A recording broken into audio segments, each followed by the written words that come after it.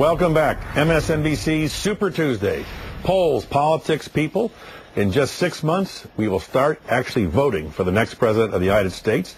NBC News political director Chuck Todd, Chris Cillizza of the WashingtonPost.com are both here. Let's give the Republicans a little bit of equal time here, Chuck Todd. Fred Thompson, still not in the race, going around the country, giving speeches, hiring staff, raising money. Is he going to run?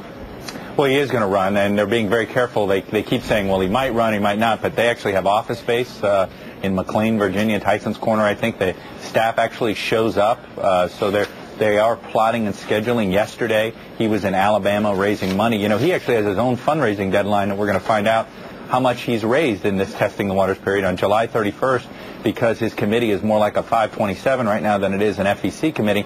He's to simply just report how much he's raised.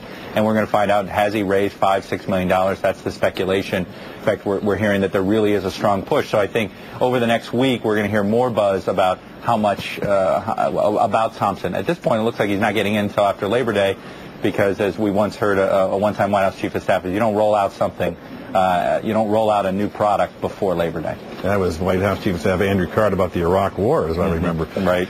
Chris Cillizza, let me ask you about Fred Thompson. In the Washington Post today, Richard Cohn, the columnist, has a column entitled "He Just Plays a Straight Shooter," and says that when Fred Thompson and his campaign was asked straight out about whether he had lobbied for a family planning pro-abortion organization, he said no, and the answer is yes. Is that a problem for him? You know, I would assume under any traditional analysis of politics that it is a problem for him. Look, Fred Thompson has been casting himself as the conservative alternative in this race. You know, if Rudy Giuliani and John McCain and Mitt Romney aren't conservative enough for you, here's true blue Southern Fred Thompson, you know, tough-talking DA Arthur Branch. He doesn't just play him, he is him. But the weird thing about Thompson, to date at least, is that it doesn't really seem to hurt him. He continues to move up in polling, both nationally and in states, and it doesn't seem as though conservatives are upset about it. Now, once he becomes a candidate, the scrutiny will become more and more. I think there's probably more to tell on that story, as well as some other stories about Fred Thompson. And so I think we may see him level out at some point, but it's not hurting him at the moment. I'm somewhat baffled by it. Stories about Fred Thompson himself being a lobbyist, but also his sons, his family, involved deeply in the lobbying game, working for his political action committee.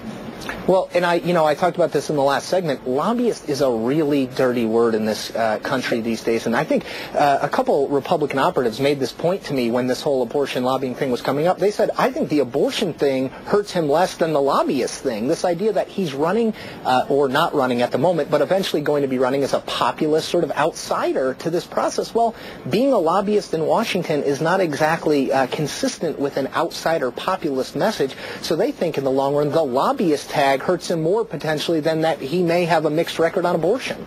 Chuck Todd, many times in campaigns you've seen front runners run away from the label of front runner.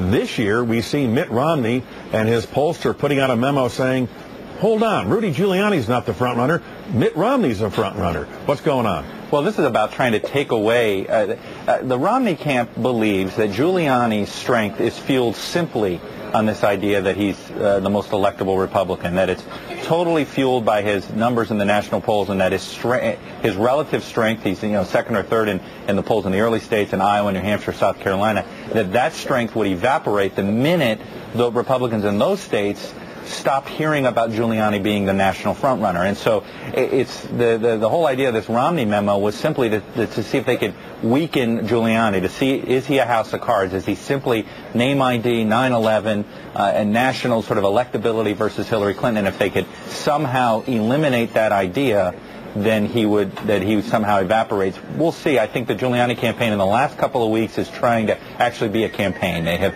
staffed up not just in the February 5th states, Tsunami Tuesday states, but also in the early states. He spent 2 days in Iowa rather than just doing a pop-in for a 2-hour speech. They're starting to hire staff. They went up with radio ads yesterday. So I think that they realize they need to fill in some of the blanks, because Romney could have found some success. Look, nobody has run a better campaign in the last 7th month on either side than Mitt Romney, considering where he's gone and where he is now. So I think they realize they better confront that. Chris, how do you see the race? Romney, Giuliani, Thompson, McCain? What's going on the Republican side? I think what we've seen in the last couple weeks and months is the rise of Fred Thompson and the fall of John McCain, and that's really destabilized a race that was already, frankly, pretty chaotic. I think what you're seeing here is what Chuck said. I think Mitt Romney sees an opportunity. He's got a lot of money. He's got the best organization. Polling in Iowa and New Hampshire shows him as the favorite. And the reality is in a field like this one that's so unformed, where a lot of money is still being sat on. That's an important point. Donors in the on the Republican side are not giving like they are on the Democratic side. They're sort of waiting and seeing. Well, who do they give to? People tend to want to give to a winner, the guy who they think is going to be the nominee. Mitt Romney is making his play to be that person, to be the front runner now. He wants to take that money that might go to Giuliani, might go to Thompson, and keep it for himself. And so I think it's a result of all that instability. And again, until Fred Thompson is actually in this race, it's going to be hard to see where this all sorts out. Right now, I think the next month we're going to see Rudy Giuliani seeking to define himself as more than just September 11th, and Mitt Romney trying to define Rudy Giuliani as September 11th, but there's not anything else there, that he's sort of a liberal, that he's not in keeping with conservative values. It's that fight for frontrunner status before Thompson gets in and really roils the waters. And Mitt Romney's not afraid to spend his own money, is he, Chris? No, that's a fascinating part of it, Tim. Is, he's given about $9 million. From what I hear, he's got plenty more to give and a willingness to give. That's the X factor in all of this. Remember, if John McCain could tap into his wife's fortune, he might not be in the financial straits he is. Mitt Romney essentially is able to make up any fundraising problems that he has with his own pocket. He's worth somewhere between $250 million and $350 million. I think he has a commitment in his own heart to give a fair amount of that money to this race, and it's a real problem for the other candidates because he can stay on television, Iowa, New Hampshire. He can fund organizations in those states. Even if his fundraising slows down, it's not a luxury that anyone else enjoys except New York City Mayor Mike Bloomberg, who makes Mitt Romney look like me when it comes to finances. I mean, this is somebody who's worth $1 billion and can give $500 million to the campaign. If he gets in, we're going to see a real shakeup in terms of spending. You'll never look like Mitt Romney, believe me. Chuck Todd, before we go, in all the generic polls, the Democrats are way ahead of the Republicans in a horse race for 2008. But when you compare the candidates head-to-head, the lead shrinks dramatically. Republicans are despairingly looking at this race, and yet they also believe it's still a nomination worth winning, don't they?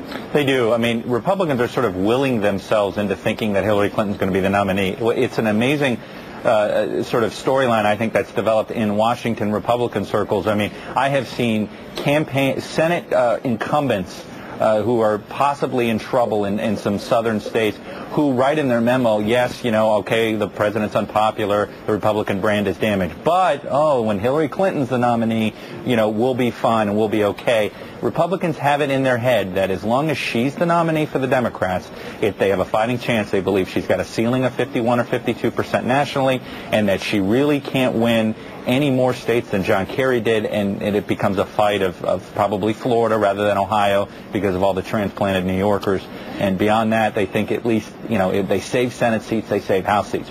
We'll see if that's smart thinking. Remember, the Democrats thought the same thing in 1980 about a guy named Ronald Reagan.